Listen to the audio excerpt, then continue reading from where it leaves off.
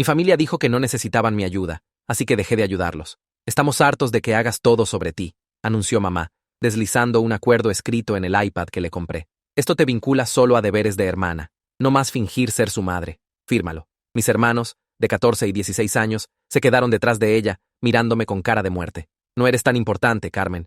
Nadie te pidió que hicieras todo esto. La ironía era palpable.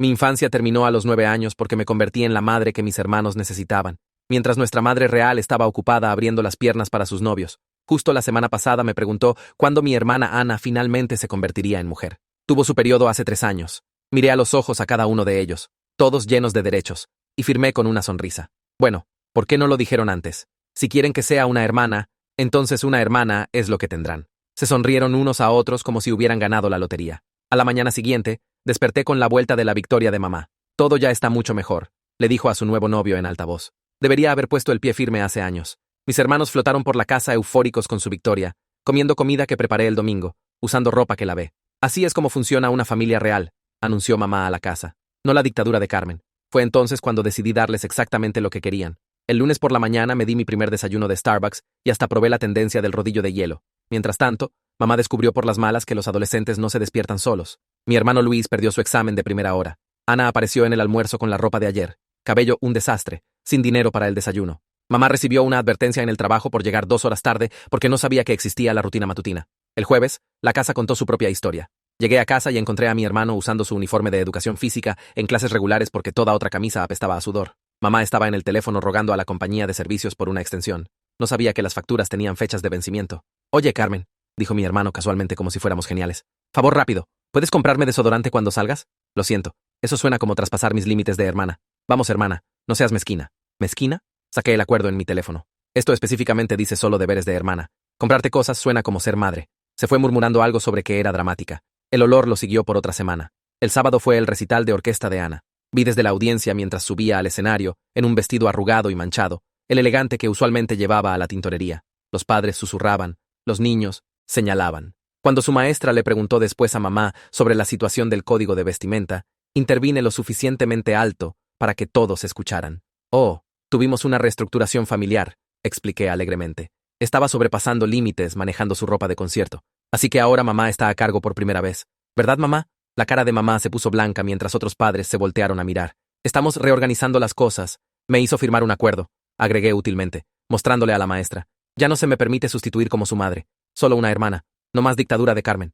La expresión de la maestra cambió de confundida a preocupada. Ana corrió al baño llorando mientras mamá se quedó congelada, rodeada de padres juzgadores. El miércoles por la tarde sonó mi teléfono. Era la señora García, la consejera. Carmen, estoy llamando sobre algunas preocupaciones respecto al bienestar de tus hermanos. Varios maestros han reportado. No tengo autoridad sobre mis hermanos. Lo han dejado muy claro, pero siempre has manejado. No, han establecido sus límites, y mi trabajo es respetarlos. 20 minutos después, mi mamá irrumpió en mi cuarto con lágrimas corriendo por su cara. Por favor, Carmen, Servicios Infantiles viene. Si ven la casa así como, ya sabes, los platos, la ropa sucia, el refrigerador vacío, las calificaciones de tu hermano. ¡Wow! Suena como mucho trabajo de madre. Qué bueno que estás aquí para ayudar. Te estoy rogando solo esta vez. Ayúdame a limpiar antes de que toquen. El timbre sonó.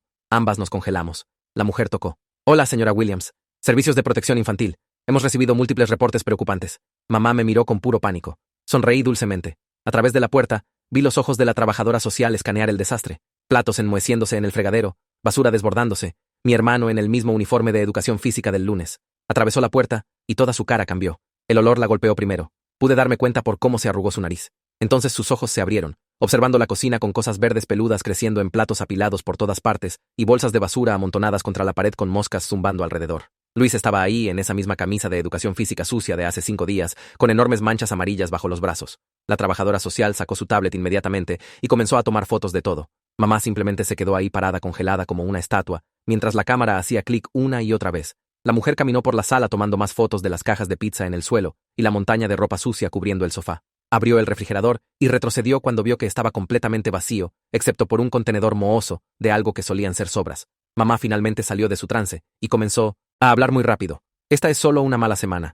Usualmente estamos mucho más organizados que esto. La trabajadora social se volteó hacia ella con esa mirada que decía que no se lo estaba comprando. Señora Williams, hemos recibido múltiples reportes de la escuela de sus hijos en las últimas 2 semanas sobre preocupaciones continuas.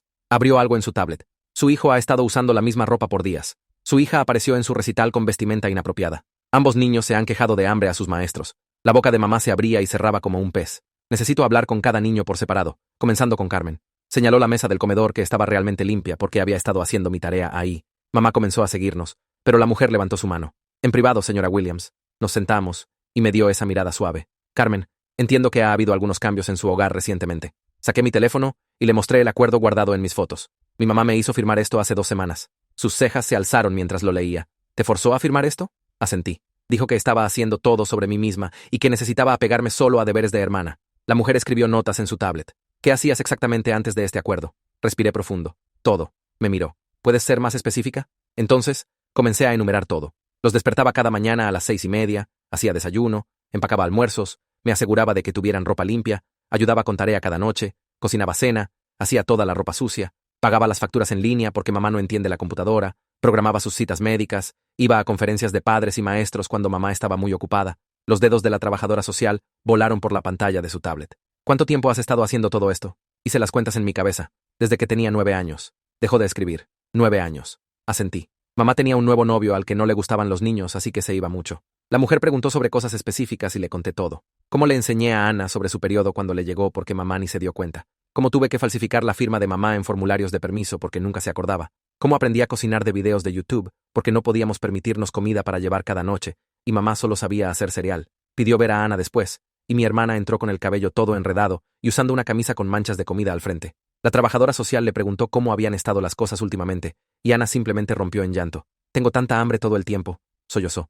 Mamá no compra víveres, y no tengo dinero para almorzar, y lo único que sé hacer es cereal, pero se nos acabó la leche. Le contó a la mujer sobre el recital, y cómo todos se rieron de su vestido. Carmen siempre se aseguraba de que estuviera limpio y planchado, pero ahora nadie lo hace, y mamá ni sabía que necesitaba ser llevado a la tintorería. Admitió que no sabía cómo usar la lavadora o la estufa, o incluso cómo lavarse el cabello adecuadamente, porque siempre la había ayudado con todo. Luis entró después pareciendo molesto como si fuera pérdida de tiempo. La trabajadora social le preguntó sobre su situación con la ropa. Sí, he estado usando esto por un tiempo. Se encogió de hombros. No sé cómo hacer la colada. Le pidió que explicara y se puso defensivo. Nadie nunca me enseñó, ¿vale? Carmen siempre lo hacía. Le contó sobre reprobar su examen porque nadie lo despertó y cómo mamá ni sabía qué clases estaba tomando. Trató de ayudarme con mi tarea de matemáticas ayer, pero no sabía qué era álgebra. La trabajadora social preguntó sobre comidas y dijo que habían estado comiendo mucho cereal y cualquier bocadillo que quedara de antes. Usé lo último de mi dinero de cumpleaños en McDonald's ayer. Finalmente, fue el turno de mamá y entró ahí con la cabeza alta como si fuera a arreglar todo. Podíamos escuchar partes desde la sala. La trabajadora social preguntando sobre horarios y mamá no sabiendo a qué hora empezaba la escuela. Preguntas sobre los maestros de los niños y mamá no podía nombrar ni uno solo. Información médica y mamá ni sabía las alergias de Ana o que Luis necesitaba lentes. Entonces la voz de mamá se hizo más fuerte. Todo esto es culpa de Carmen. Está siendo vengativa porque la hice firmar ese acuerdo. La voz de la trabajadora social se mantuvo calmada. Señora Williams, sin importar lo que Carmen esté o no haciendo, usted es la madre aquí. Mamá siguió hablando sobre cómo yo estaba tratando de hacerla ver mal, pero la mujer la interrumpió. ¿Puede decirme el grado de su hijo, la talla de zapato de su hija? ¿Cuándo fueron sus últimas citas dentales? Silencio. La trabajadora social salió e hizo varias llamadas telefónicas justo ahí frente a nosotras. Sí, necesitamos intervención inmediata, le dijo a alguien. El hogar es inhabitable. Hay negligencia clara. Los niños no tienen comida o ropa adecuada. Mamá comenzó a llorar y agarró mi brazo. Diles que ayudarás. Diles que esto es solo temporal. La miré con calma. Me hiciste firmar un acuerdo, ¿recuerdas? En una hora, 2 trabajadores más de servicios infantiles aparecieron con tablillas y cámaras. Pasaron por cada cuarto tomando fotos y haciendo notas. Encontraron el baño con moho negro creciendo en la ducha y retrete que no había sido limpiado en 2 semanas. Documentaron el refrigerador vacío, la basura desbordante, la montaña de platos sucios. Uno de ellos encontró la ropa interior ensangrentada de Ana en su cuarto, de cuando no supo qué hacer durante su periodo esta semana, y simplemente la dejó en el suelo. Le preguntaron al respecto, y comenzó a llorar otra vez, diciendo que no sabía cómo manejarlo sin mí. La supervisora del caso llegó en una camioneta negra y miró toda la documentación. Era esta mujer mayor con cabello gris que parecía haber visto todo. Después de revisar todas las fotos y notas, se volteó hacia mamá con esta expresión seria. Señora Williams, basándonos en lo que encontramos aquí hoy, estamos poniendo a ambos niños menores bajo custodia protectiva de emergencia. Mamá cayó de rodillas, sollozando. Por favor, no. Solo necesito más tiempo para resolver las cosas. La supervisora negó con la cabeza. Señora, sus hijos están viviendo en condiciones peligrosas sin cuidado o supervisión adecuados. Las palabras de la supervisora colgaron en el aire tal vez por 2 segundos antes de que mamá colapsara sobre sus rodillas. Agarró los pantalones de la supervisora y comenzó a hacer esos sonidos feos y mojados que hicieron a todos sentirse incómodos. La supervisora retrocedió e hizo señas a los otros trabajadores que inmediatamente subieron las escaleras. Pude escucharlos sacando maletas del closet del pasillo y abriendo cajones en los cuartos de mis hermanos.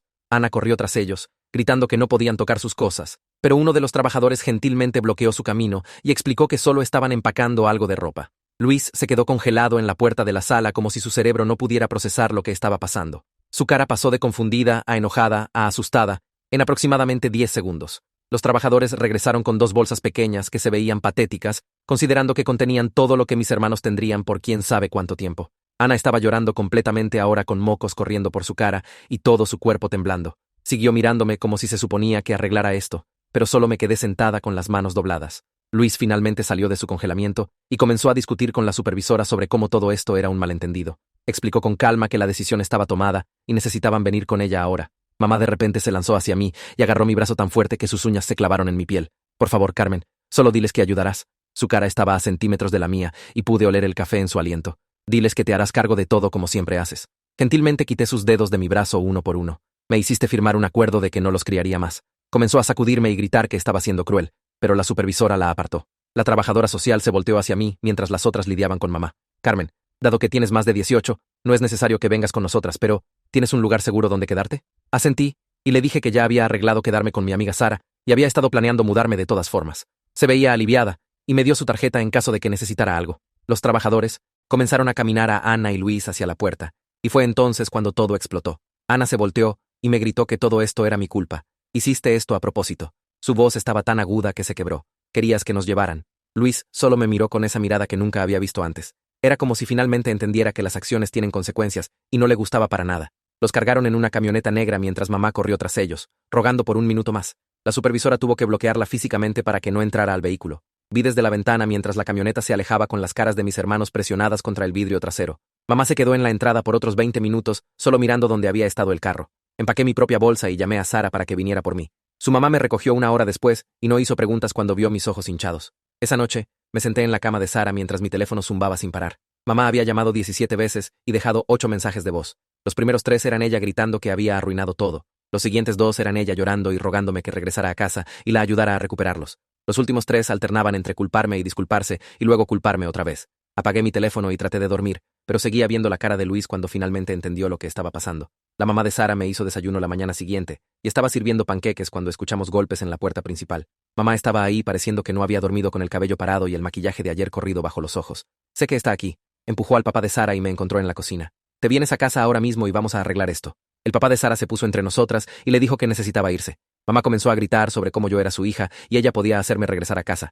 La mamá de Sara tranquilamente tomó su teléfono y dijo que llamaría a la policía si mamá no se iba inmediatamente. Mamá me miró una vez más con puro odio antes de salir furiosa. Cerró la puerta tan fuerte que un cuadro se cayó de la pared. Pasaron 2 días antes de que recibiera una llamada de la señora García de la escuela. Carmen, escuché sobre lo que pasó y quería revisar cómo estás. Su voz era cálida y preocupada. También quiero que sepas que estoy orgullosa de ti por protegerte. Me dijo que la escuela tenía servicios de consejería disponibles si los necesitaba y que me apoyarían a través de esto. Mencionó que varios maestros habían estado preocupados por mis hermanos por semanas y se sintieron aliviados de que alguien finalmente interviniera. 3 días después de eso, recibí un aviso oficial sobre una audiencia de tribunal familiar para determinar custodia temporal. Pasé la mañana imprimiendo copias del acuerdo, firmado, capturas de pantalla de los mensajes de mamá de las últimas semanas y fotos que había estado tomando de la casa empeorando. Organicé todo en una carpeta y me puse mi mejor ropa. El tribunal estaba en el centro en este edificio viejo que olía a cera de piso y papel viejo. Llegué temprano y me senté afuera de la sala del tribunal, viendo otras familias entrar y salir.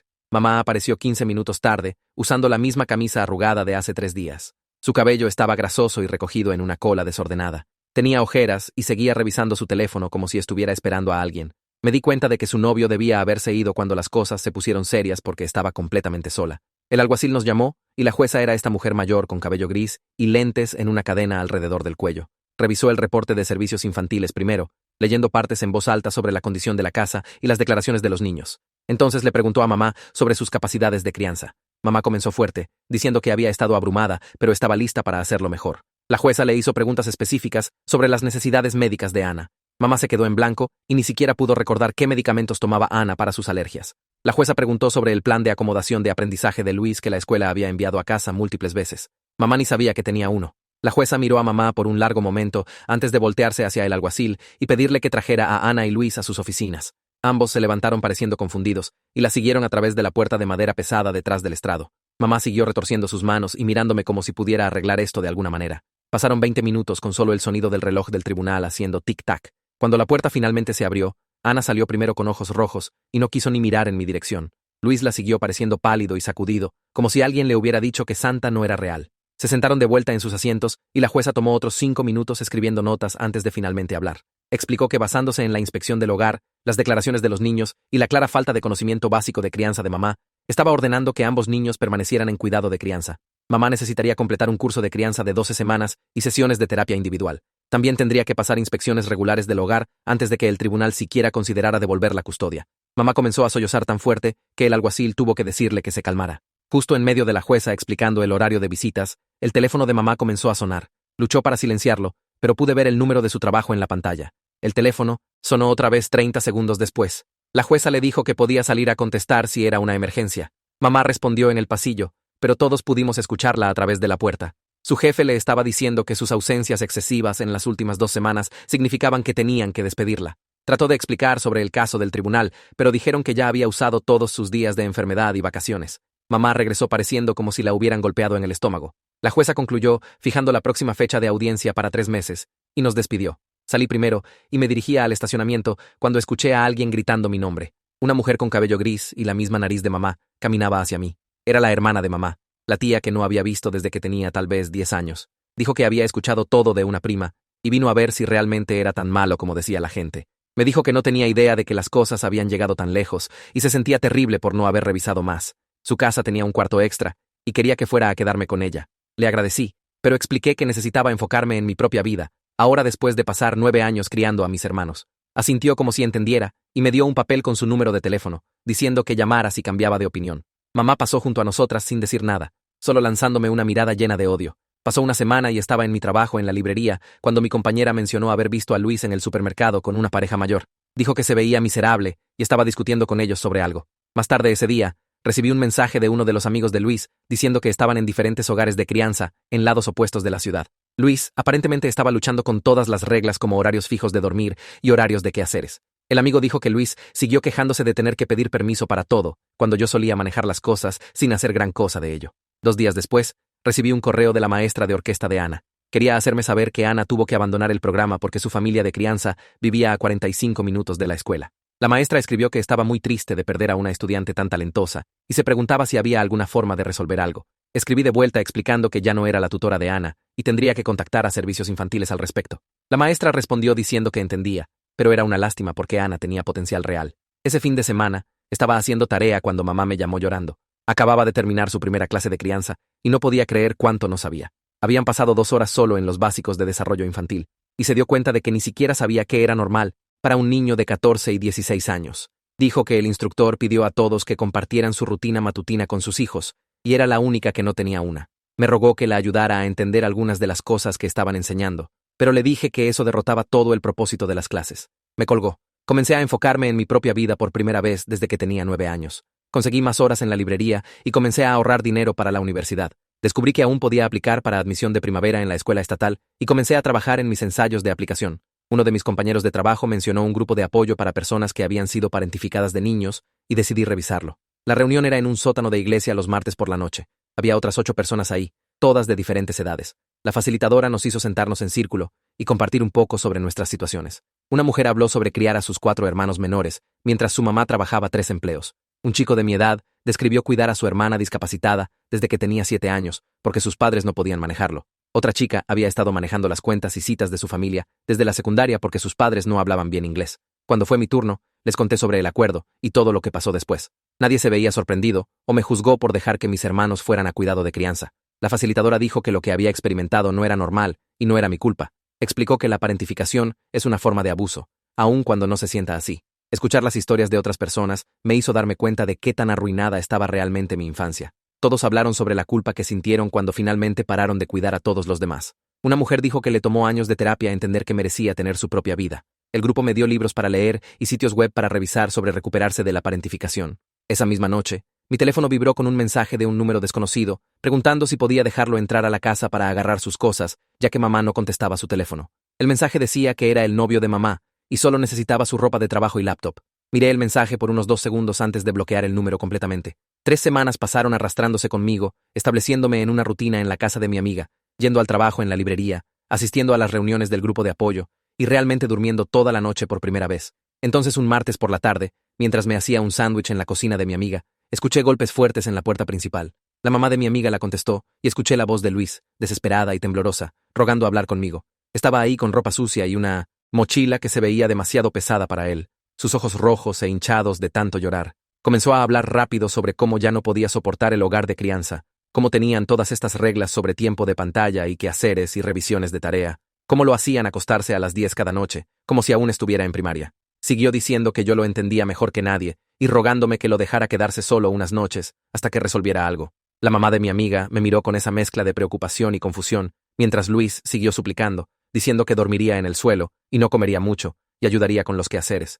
Mis manos temblaron mientras saqué mi teléfono, y marqué el número de emergencia de servicios infantiles que me habían dado en el tribunal. La cara de Luis pasó de esperanzada a sorprendida a enojada cuando se dio cuenta de lo que estaba haciendo. Trató de quitarme el teléfono, pero la mamá de mi amiga se puso entre nosotros. La operadora de servicios infantiles tomó toda la información y dijo que alguien estaría ahí en una hora para recogerlo. Luis se sentó en los escalones del frente rehusándose a mirarme o hablar con alguien mientras esperábamos. La trabajadora social que apareció era la misma de la investigación inicial y me dio un pequeño asentimiento de aprobación mientras guiaba a Luis a su carro. Mencionó tranquilamente que ambos niños estaban teniendo dificultades ajustándose, pero finalmente estaban recibiendo terapia real y servicios de apoyo que nunca habían tenido acceso antes. Dijo que Luis había estado portándose mal mucho en su colocación, pero eso era bastante normal para niños que nunca habían tenido estructura. Después de que se fueron, vomité en el baño y lloré por 20 minutos. Una semana después, recibí una llamada de mamá sollozando sobre su inspección del hogar. La trabajadora de servicios infantiles había aparecido para revisar si había hecho las mejoras requeridas para recuperar a los niños.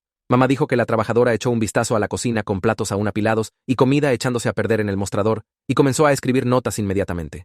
El baño tenía moho creciendo en la ducha, que mamá no sabía cómo limpiar adecuadamente. Trató de hacer lavandería, pero dejó ropa mojada en la lavadora por 3 días y olía horrible. La trabajadora pidió ver los cuartos de los niños, y mamá ni siquiera había hecho sus camas o recogido la ropa del suelo. La jueza extendió la colocación en cuidado de crianza por otros 3 meses mínimo. Mamá siguió llorando sobre qué tan injusto era, cómo estaba dando lo mejor de sí, cómo nadie le había enseñado estas cosas. Estaba en el supermercado el siguiente sábado comprando ramen y pizza congelada cuando doblé la esquina y casi choqué mi carrito con 2 de las amigas de mamá de su club de lectura. Me miraron como si fuera basura real, susurrando entre ellas lo suficientemente alto para que escuchara sobre cómo destruía mi propia familia, y puse a esos pobres niños en cuidado de crianza, solo para ser vengativa. Una de ellas dijo que mamá había contado a todos en la iglesia cómo me rehusé a ayudar cuando llegaron los servicios infantiles, y deliberadamente empeoré las cosas. Se fueron sacudiendo sus cabezas y murmurando sobre niños ingratos. Esa misma semana, la mamá de mi amiga me sentó en su mesa de cocina con una laptop y una carpeta llena de papeles. Me mostró cómo abrir una cuenta de cheques en línea, explicando sobre saldos mínimos y cargos por sobregiro, y cómo usar la aplicación móvil para depositar cheques. Me ayudó a llenar el FAFSA para ayuda financiera universitaria, algo que ni sabía que existía porque mamá nunca lo había mencionado. Me enseñó cómo construir crédito con una tarjeta asegurada y me mostró sitios web para encontrar apartamentos y entender contratos de arrendamiento. Me hizo practicar escribir cheques y balancear una chequera, aunque dijo que la mayoría de la gente ya no los usa. Explicó seguro de salud y seguro de auto y seguro de inquilino. Todas estas cosas de adultos que mamá nunca pensó en enseñarme. 2 días después, recibí una carta reenviada a través de servicios infantiles de Ana. Su letra estaba más desordenada de lo usual y el papel tenía manchas de lágrimas. Escribió que era egoísta y cruel, y que había arruinado su vida a propósito. Dijo que podría haberlo arreglado todo, pero elegí destruir a la familia en su lugar. Escribió que me odiaba y nunca quería verme otra vez. Dijo que sus padres de crianza eran malos y estrictos y no la entendían como yo lo hacía. Me culpó por perder la orquesta y atrasarse en la escuela y no tener ninguna de sus cosas. La carta dolió peor que cualquier cosa que mamá me hubiera dicho. Mi terapeuta en el grupo de apoyo me ayudó a entender que Ana estaba procesando trauma y dolor y que la ira era más fácil que admitir que había estado equivocada. Explicó que los niños frecuentemente culpan a la persona segura en lugar de la que realmente los lastimó. 3 semanas después de eso, mamá llamó llorando otra vez porque había recibido un aviso de desalojo. Sin mis ingresos de la librería, ayudando con la renta, sin que yo mantuviera registro de cuándo vencían las cuentas, había perdido 3 meses de pagos. El propietario había terminado de darle extensiones. No podía entender cómo las cuentas se habían acumulado tan rápido o por qué las multas por retraso eran tan altas. Dijo que trató de hacer un presupuesto, pero los números no tenían sentido para ella. Había estado gastando dinero en comida para llevar cada noche, porque no sabía cómo planear comidas o hacer compras adecuadamente. Su hermana, mi tía, que se había ofrecido a ayudarme antes, acordó dejar que mamá se mudara temporalmente. 2 meses en todo el lío, recibí una carta sobre terapia familiar obligatoria. La jueza había ordenado que los 4 asistiéramos a una sesión juntos con un terapeuta designado por el tribunal. La carta decía que era parte del proceso de reunificación, y la asistencia era requerida. La sesión estaba programada para el jueves siguiente en el tribunal. Mamá apareció viéndose diferente de como la había visto en años. Su cabello estaba realmente cepillado y peinado. Usaba ropa limpia que hacía juego, y se veía sobria por una vez. Había perdido peso, y sus ojos estaban más claros. Se sentó frente a mí en la sala de espera, pero no trató de hablar. Cuando nos llamaron adentro, la terapeuta nos hizo sentar en círculo con ella entre mamá y yo. Ana y Luis se sentaron del otro lado, viéndose incómodos y enojados. La terapeuta comenzó pidiendo a mamá que compartiera lo que había aprendido en sus clases de crianza. Mamá habló por 10 minutos sobre desarrollo infantil y expectativas apropiadas para la edad, y cómo se dio cuenta de que nunca había sabido lo que los niños realmente necesitaban en diferentes etapas. Entonces, la terapeuta le preguntó directamente sobre mi papel en la familia antes de que todo pasara. Mamá se quedó callada y miró sus manos por mucho tiempo. Finalmente, me miró con lágrimas corriendo por su cara y dijo las palabras que había esperado 9 años escuchar. Admitió que me había forzado a ser la madre, que había robado mi infancia, que había sido egoísta y negligente, y estaba equivocada. Dijo que ahora entendía que lo que me había hecho era abuso, aunque no me había golpeado o tenido la intención de lastimarme. Dijo que las clases de crianza le hicieron darse cuenta de cuánto daño nos había causado a todos. Era la primera vez que realmente había tomado responsabilidad por algo, pero sentada ahí escuchándola, todo lo que sentí fue vacío, porque era demasiado tarde para que las disculpas arreglaran lo que había roto. La terapeuta se volteó hacia Ana después y le pidió que compartiera cómo se sentía sobre todo. La cara de Ana se desplomó, y las lágrimas comenzaron a rodar por sus mejillas, mientras me miraba con esa mezcla de dolor y enojo que hizo que se me apretara el pecho. Se limpió la nariz en su manga y le dijo a la terapeuta que me extrañaba tanto que dolía, pero también me odiaba por dejar que todo se cayera a pedazos. Dijo que no entendía por qué no podía simplemente arreglar las cosas como siempre había hecho antes. La terapeuta asintió y explicó con esa voz calmada que la ira de Ana hacia mí realmente estaba dirigida a mamá, pero era más seguro estar enojada conmigo. Le dijo a Ana que yo también era solo una niña cuando comencé a cuidar a todos, y eso no se suponía que fuera mi trabajo. Ana siguió llorando más y más fuerte hasta que estaba haciendo esos pequeños sonidos jadeantes.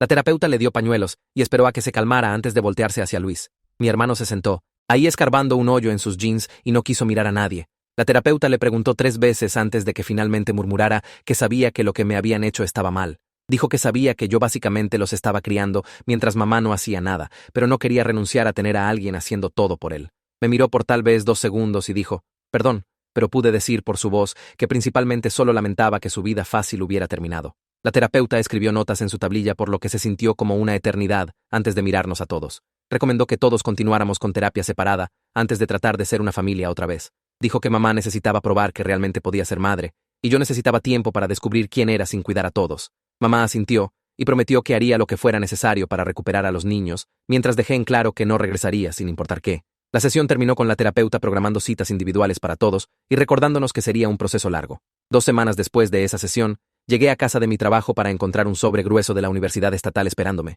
Mis manos temblaron mientras lo abrí y leí la carta de aceptación, ofreciéndome una beca completa, basada en mis calificaciones, y el ensayo que había escrito sobre mi situación. Me senté en la cama de mi amiga mirando la carta porque nunca pensé que realmente podría irme y empezar de nuevo en algún lugar nuevo. La mamá de mi amiga me encontró llorando y me abrazó mientras le mostraba la carta. Me ayudó a llenar todos los formularios de vivienda e incluso me llevó al campus para el día de orientación. La beca cubría todo, incluyendo libros y planes de comida, lo que significaba que realmente podía enfocarme en la escuela en lugar de trabajar 3 empleos. Mientras tanto, mamá siguió yendo a sus clases de crianza cada martes y jueves en el centro comunitario.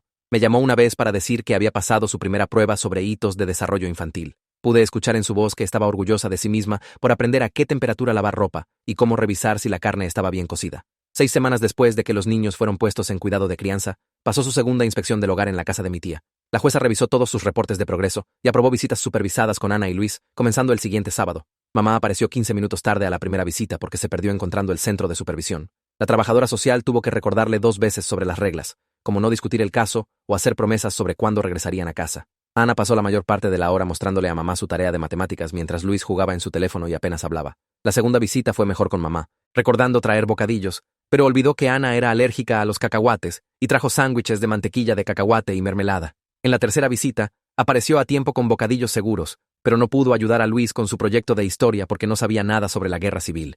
Siguió confundiendo fechas y qué lado ganó qué batallas hasta que Luis se frustró y dejó de preguntar. Después de 2 meses de visitas supervisadas, la jueza revisó todo otra vez y decidió que mamá podía tener a los niños los fines de semana. Se quedarían con sus familias de crianza durante la semana, donde tenían estructura y ayuda con tareas, pero pasarían de viernes por la noche hasta domingo con mamá.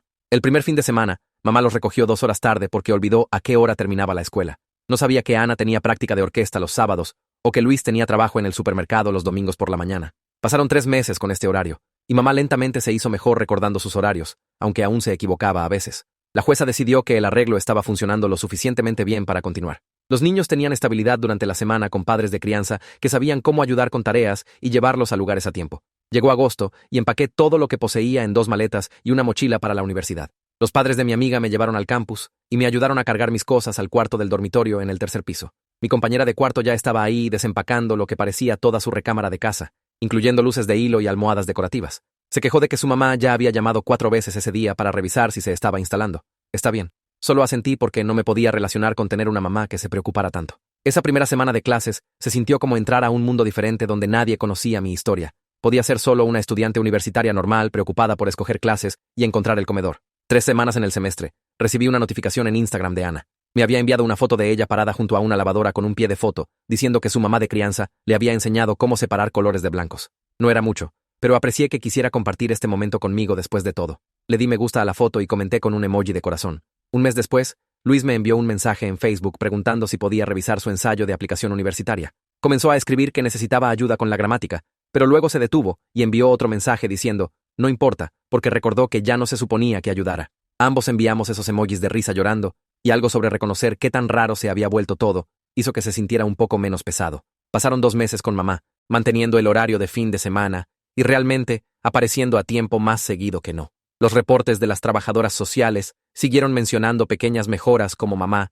recordando empacar almuerzos y preguntar sobre tareas, aunque no pudiera ayudar. La jueza miró todo en la siguiente audiencia y decidió que mamá podía tenerlos toda la semana de vacaciones de primavera para ver cómo lo manejaba. Vi desde mi cuarto de dormitorio, mientras Ana publicaba fotos de ellos en el parque, y Luis compartió un video de mamá tratando de hacer panqueques desde cero en lugar de una caja. Los panqueques se veían terribles, pero todos se estaban riendo de eso, lo cual era algo que nunca había visto antes. Cuando la semana terminó sin grandes desastres, la jueza aprobó la reunificación completa comenzando después de que terminara el año escolar. Mamá tenía que seguir yendo a terapia y clases de crianza, pero los niños estarían viviendo con ella tiempo completo en la casa de mi tía. Mi tía básicamente había tomado control de asegurarse de que las cuentas se pagaran y los víveres se compraran mientras mamá se enfocaba en aprender cómo realmente ser madre. 3 semanas después de que se mudaron de vuelta, recibí un mensaje de mamá preguntando si quería venir a cenar el sábado. Miré mi teléfono por 20 minutos antes de escribir sí. El viaje a la casa de mi tía se sintió raro porque nunca había estado ahí solo como visitante antes. Cuando entré, el olor me golpeó primero. Comida real cocinándose en lugar de contenedores de comida para llevar por todas partes.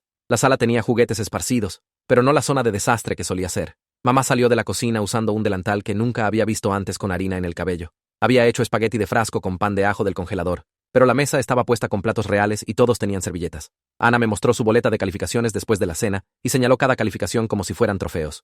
2C, 3B y una menos en clase de arte. Explicó cómo tenía que realmente estudiar ahora en lugar de que yo hiciera todo, pero su mamá de crianza le había enseñado cómo usar tarjetas de memoria. Las calificaciones no eran tan buenas como cuando yo hacía su tarea, pero se había ganado cada una por sí misma. Luis sacó su teléfono para mostrarme fotos del supermercado donde trabajaba, llenando estantes 3 noches a la semana. Ya había ahorrado 400 euros y encontró un Honda usado que quería comprar una vez que tuviera suficiente. Su gerente dijo que era uno de los trabajadores más confiables que tenían, lo cual lo hizo sentirse orgulloso de una manera que nunca había visto antes. Después de la cena, mamá preguntó si podíamos hablar afuera mientras los niños lavaban platos, lo cual era aparentemente su nuevo horario de quehaceres. Se sentó en los escalones del porche y comenzó a llorar. Antes de decir algo, me dijo que su terapeuta la había ayudado a entender lo que me había hecho y cómo había robado 9 años de mi infancia. Dijo que lo sentía por hacerme ser la mamá cuando yo era solo una niña tratando de sobrevivir. Admitió que ni siquiera recordaba la mitad de mi infancia, porque estaba muy ocupada con novios y fiestas para prestar atención. Sus manos temblaron mientras explicó cómo las clases de crianza le hicieron darse cuenta de todas las cosas básicas que nunca supo, como revisar carpetas de tarea y hacer citas médicas. Dijo que ver a otros padres en la clase le hizo ver cuánto nos había fallado a todos, pero especialmente a mí. No sabía qué decir, así que solo me senté ahí escuchándola enumerar todas las cosas que deseaba poder deshacer. Cuando regresamos adentro, Ana estaba esperando junto a la puerta, viéndose nerviosa. Preguntó si podía abrazarme, y cuando asentí, envolvió sus brazos alrededor de mí más fuerte de lo que jamás había hecho. Susurró que lo sentía por haber sido tan mala y por no entender lo que había estado haciendo todos esos años. Su mamá de crianza le había explicado que yo también era solo una niña y no debería haber tenido que criarlos. Dijo que ahora entendía por qué tuve que dejar que todo se desmoronara, y me agradeció por ser lo suficientemente valiente para salvarme, aun cuando significaba que ellos tenían que sufrir. Se apartó y me mostró una pulsera que había hecho en terapia con cuentas que deletreaban hermana. Había hecho una para ella también, para que pudiéramos hacer juego como las hermanas reales se suponía que debían. Luis se acercó e hizo esa cosa incómoda de chico, donde me golpeó el hombro ligeramente y dijo, «Gracias por hacerlos crecer a todos». Admitió que sabía que lo que me estaban haciendo estaba mal, pero le gustaba tener a alguien más manejando todo para no tener que hacerlo él. Dijo que perder todo le hizo darse cuenta de cuánto había estado cargando y qué tan injustos habían sido todos al esperarlo. Habían pasado 6 meses desde esa primera visita de servicios infantiles, y nada era perfecto, pero todo era diferente. Mamá sabía cómo hacer 5 cenas diferentes ahora, aunque fueran todas cosas simples como tacos y espagueti. Los niños hacían su propia ropa sucia y tareas sin nadie parado sobre ellos. Estaba tomando clases que realmente quería y haciendo amigos que no conocían toda mi historia. Mamá nunca ganaría premios de crianza, pero realmente estaba tratando por primera vez en sus vidas. Mis hermanos habían aprendido a funcionar como adolescentes normales, en lugar de esperar que alguien más hiciera todo. Y yo había aprendido que protegerme no era egoísta, sino la cosa más necesaria que jamás había hecho por todos nosotros. Bueno, eso va a ser todo por hoy. Te hace parar y pensar en las cosas, ¿eh? Aprecio que te hayas quedado y reflexionado sobre todo esto conmigo.